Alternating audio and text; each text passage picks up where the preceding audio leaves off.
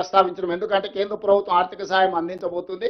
అదేవిధంగా వివిధ బ్యాంకుల నుంచి ఎఫ్ఆర్బిఎం పరిధిలో కాకుండా అవుట్ ఆఫ్ ఎఫ్ఆర్బిఎంలో లోన్లు ఇవ్వడానికి ఏదో ప్రయత్నాలు చేస్తున్నారని పత్రికల్లో వస్తున్నాయని మేము చదివినాం అని ఓరల్గా చెప్పడమే కాకుండా సంబంధిత శాఖ మంత్రి జలశక్తి మంత్రి గారికి లేఖ రాయడం కూడా జరిగింది. అధికారికంగా ఈ వివరాలన్నీ పెట్టి జలశక్తి మంత్రి గారు కూడా మాకు వెనక్కి స్పష్టంగా లేఖ రాసిండు. ఇంతవరకు వాళ్ళు మాకు ప్రాజెక్టు రిపోర్టే ఇవ్వలేదు. ప్రాజెక్టు రిపోర్టు మీ అభ్యంతరాలను పరిగణలోకి తీసుకోకుండా అనుమతి ఇచ్చే సమస్యనే లేదు. ఏ రకంగా కూడా ఇంతవరకు మా దృష్టిలో లేదు. మేము ఖచ్చితంగా చర్యలు తీసుకుంటాం. సిఆర్ పాటిల్ గారు మళ్ళీ ఉత్తమ్ కుమార్ రెడ్డి గారికి లేఖ రాయడం జరిగింది. ఈరోజు ప్రభుత్వం ఎక్కడే నిర్లక్ష్యం వహించలేదు. ప్రభుత్వము రాజ్యాంగబద్ధ సంస్థలు కేంద్ర ప్రభుత్వానికి అన్ని రకాలుగా ఫిర్యాదులు చేయడం, అధికారికంగా లేఖలు చేయడం, కలవడము, పోవడము, రావడము, అన్ని విషయాలను క్షుణ్ణంగా బాధ్యతాయుతంగా మేము ముందుకు తీసుకువెళ్తున్నాము. ఉన్న పలంగా హరీష్ రావు గారు బయటకు వచ్చేసి మొత్తం తెలంగాణకు అన్యాయం జరిగిపోతుంది, మొత్తం నీళ్ళన్నీ తరలించుకుపోతున్నాడు చంద్రబాబు నాయుడు, రేవంత్ రెడ్డి మౌనంగా ఉన్నాడు, ఉత్తమ్ కుమార్ రెడ్డి గారు ఉత్తగానే కూర్చున్నాడు అని బకెట్ల బురద తీసుకొని చల్లుకుంటే వెళ్తున్నాడు. అయ్యా, ఈ పాపానికి పునాది వేసింది మీ మామగారు.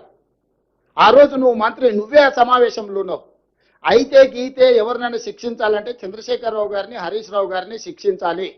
ఒకవేళ గోదావరి బేసిన్లో తెలంగాణ ప్రాజెక్టులకు అన్యాయం జరిగి తెలంగాణ ప్రాజెక్టులకు ఒకవేళ తీరని ఏదైనా ద్రోహం జరిగితే ఉరిదీయాల్సింది చంద్రశేఖరరావును, హరీష్ రావునే. సర్వ పాపాలు చేసింది మీరు, పాపాల భైరవులు మీరు, తెలంగాణకు అన్యాయం చేసింది మీరు.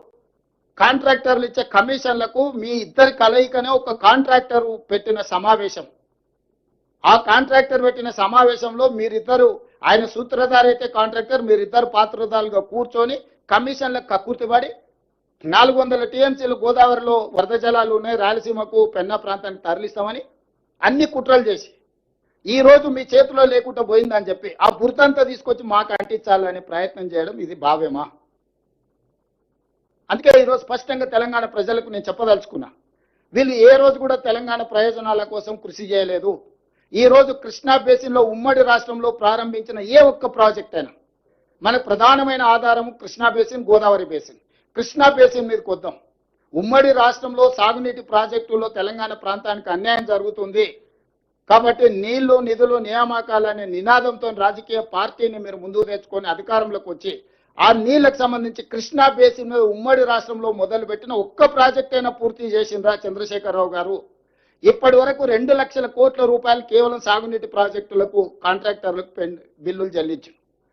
పాలమూరు జిల్లాలో మొదలైన ఏ ప్రాజెక్ట్ అయినా భీమా, నెట్టంపాడు, కోయిల్ సాగర్, కల్వకుర్తి, పాలమూరు రంగారెడ్డి ఎత్తిపోతల, నల్గొండలో ఎస్ఎల్బిసి, అదేవిధంగా ఇంకా మిగతా ప్రాజెక్టులు ఆ నుంచి ముందుకు వెళ్తే ఖమ్మం జిల్లాలో ఉన్న ఇందిరాసాగర్ లేకపోతే రాజీవ్ సాగర్ లాంటి ప్రాజెక్టులు, గోదావరి బేసిన్లో మొదలుపెట్టిన ప్రాణహిత చేవెళ్ళ కావచ్చు, ఇతర ప్రాజెక్టులు కావచ్చు, దేవాదులు కావచ్చు, సమ్మక్క సారలక్క కావచ్చు, ఏ ఒక్క ప్రాజెక్ట్ అయినా ఈ 10 సంవత్సరాలలో మీరు పూర్తి చేసిండ్రా?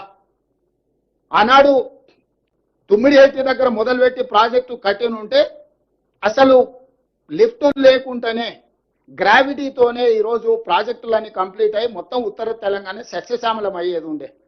కానీ కాసుల కక్కుర్తితోటి తుమ్మిడేటి దగ్గర కట్టకుండా వదిలేసి అబద్ధాలు ప్రచారం చేసి మేడిగడ్డ, సుందిల్ల, అన్నారం లిఫ్టులు కట్టి పంపులు పెట్టి మీరు కట్టుడు కూలుడు 3 ఏళ్లలో జరిగిపోయింది. 1,00,000 కోట్లు ఆవిరైపోయినాయి.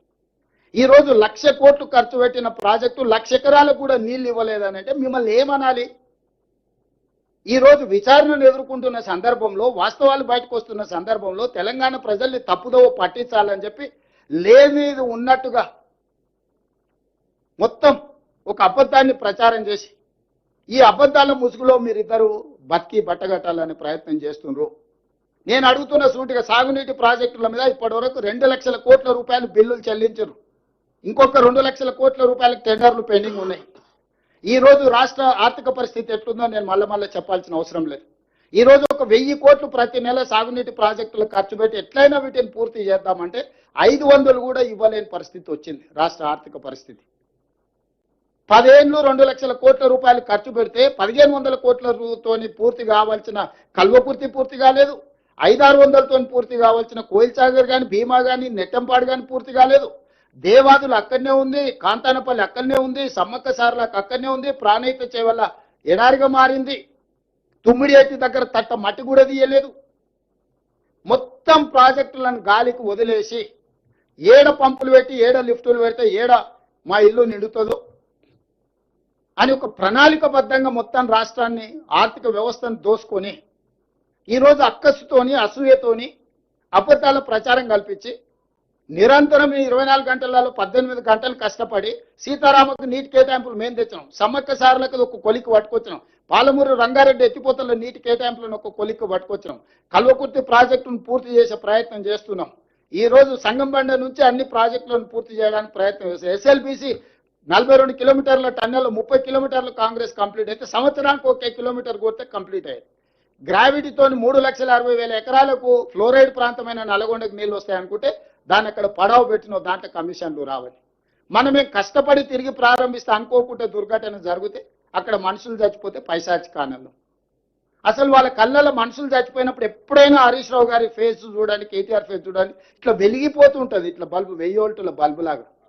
ఎక్కడైనా మనిషికి బాధ ఉంటుంది. మన మనుషులం రోడ్డు మీద కాకి చచ్చిపోయి కనిపిస్తే కూడా అరే ఏమో కాకి చచ్చిపోయింది కదా అని ఒక నిమిషం అన్న మనం సానుభూతి చూపిస్తాం.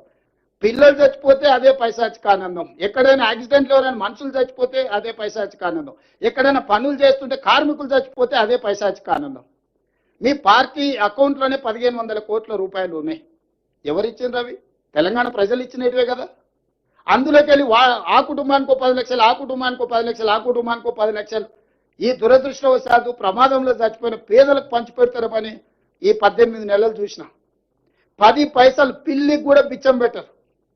రోడ్డు మీద 10 పైసలు ఒకవేళ కనిపిస్తే కూడా బండి పక్క కాపి రోడ్డు పక్కన 10 పైసలు కూడా తీసుకొని జేబులు వేసుకొని పోయే లక్షణాలు ఉన్న మీరు ఈరోజు తెలంగాణ ప్రయోజనాల గురించి మీరు మాట్లాడుతురా? ఈరోజు మాకు బాధ్యత లేదన్నట్టుగా మమ్మల్ని ఏదో బద్నాం చేయాలనే చిల్లర ప్రయత్నం. హరీష్ రావు గారు చిల్లర ప్రయత్నాలు మానేసేయి. చిన్నపిల్లగాని కాదు, నువ్వు 10 సంవత్సరాలు మంత్రిగా పనిచేసినావు. ఉమ్మడి రాష్ట్రంలో మంత్రిగా పనిచేసినావు. వయసు మీద పడ్డది, జుట్టు తెల్లబడ్డది. కొంచెం హుందాగా వివరించు. వాస్తవాలు ఉంటే మాట్లాడి. ఇవ్వాలి నేను ఇవన్నీ చెప్తున్నా. ఇవాళ ఈ మీటింగ్ మినిట్స్, ఇన్ని పేజీల మీటింగ్ మినిట్స్ ఇవాళ బయట పెడుతుంది. తలకాయ ఎక్కడ పెట్టుకుంటావు హరీష్ రావు గారు? ఎన్ని రోజులు అబద్ధాలతో బతుకుతారు? జీవితాంతం కుటుంబం అంతా అబద్ధాలు చెప్పే బతుకుతారా? మేము మాట్లాడతలేం కదా, మౌనంగా ఉన్నాం కదా అని మా చేతగాని పని అనుకుంటురా? మేం పని చేయాలా? ఈ రోజు ప్రతిపక్షంలో ఉన్నప్పుడు పోరాటం చేసినాం, పాలకపక్షంలో ఉన్నప్పుడు మా బాధ్యత నిర్వహించాలి, పని చేయాలని చెప్పి పని చేయడానికి నిరంతరం ప్రయత్నం చేస్తున్నాం. మేము ఎప్పుడు ఢిల్లీకి వెళ్ళినా ఢిల్లీలో ఏముందా మాకు? ఢిల్లీ కేంద్ర ప్రభుత్వానికి కొన్ని సబ్జెక్ట్స్ ఉంటాయి, రాష్ట్ర ప్రభుత్వానికి కొన్ని సబ్జెక్ట్స్ ఉంటాయి, కేంద్ర రాష్ట్ర ప్రభుత్వాలకు కొన్ని సబ్జెక్ట్స్ ఉంటాయి. కేంద్ర ప్రభుత్వం నుంచి అనుమతులు తెచ్చుకోవాలంటే పొయ్యి కలవకుంటే అనుమతులు ఎట్టకెళ్ళి వస్తాయి? మేము డెట్ రీస్ట్రక్చర్ చేసుకోవాలి. నువ్వు అడ్డగోలుగా 11% అప్పులు తెచ్చినావు. దాన్ని 7% తగ్గించాలంటే కేంద్ర మంత్రిని కలవాల్సిన అవసరం లేదా? ఎన్విరాన్మెంటల్ ఇష్యూస్లో రోడ్లు, చిన్న చిన్న రోడ్లు కూడా ఫారెస్ట్ ఏరియాలో 10 ఏళ్ల నుంచి రోడ్లు ఆగిపోయినాయి. ఎన్విరాన్మెంట్ మినిస్టర్ని కలవకుంటే అనుమతులు వస్తాయి? ఈ రోజు రీజనల్ రింగ్ రోడ్ మనం నిర్మించుకోవాలనుకుంటున్నా, ఆ మంత్రిని సర్ఫేస్ మినిస్టర్ని కలవకుంటే అనుమతులు వస్తాయి? ఈ రోజు మెట్రో అనుమతి తెచ్చుకోవాలనుకుంటున్నాం, ప్రధానమంత్రిని కలవకుంటే మెట్రో అనుమతి వస్తుందా? ఈ రోజు మూసి ప్రక్షాళన చేసుకోవాలనుకుంటున్నాం, దానికి సంబంధించిన అనుమతులు నిధులు తెచ్చుకోవాలంటే ఎవరిని కలవాలి? నువ్వు ఇవన్నీ ఇస్తావా చెప్పు? రోజు ఆడికే వస్తాం, ఎర్రవల్లి ఫామ్ హౌస్కి వచ్చి కూర్చుంటాం, కూర్చుంటాం. వంతుల వారిగా నేను ఉత్తమైన డ్యూటీ చేస్తాం, ఒకరి తర్వాత ఒకరం. అన్ని మీరే ఎట్లాగ ఉన్నాయి కదా. 10 పైసలు మితికి ఇవ్వండి, 50,000 కోట్లు ఏమవుతుంది?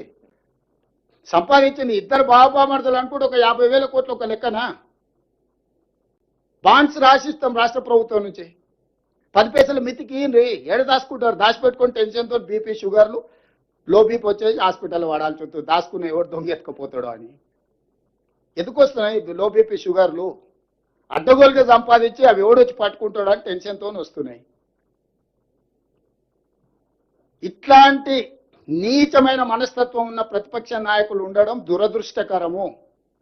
ఈరోజు సమావేశం ఏర్పాటు చేస్తే దామోదర్ రావు రాడు, సురేష్ రెడ్డి రాడు, పాపం అమాయకుడు గాయత్రి రవిని పంపించాడు. ఏం చెప్తాం ఆయనను? పాపం ఆయన బాధలు ఆయనే మాట్లాడితే ఒక కాగితం రాసి పంపించారు, ఇదే చదువు అని. అది చదివినాక మాట్లాడితే ఆయనకి ఏం తెలుస్తలేదు, ఇక లేదు వాకౌట్ అన్నాడు.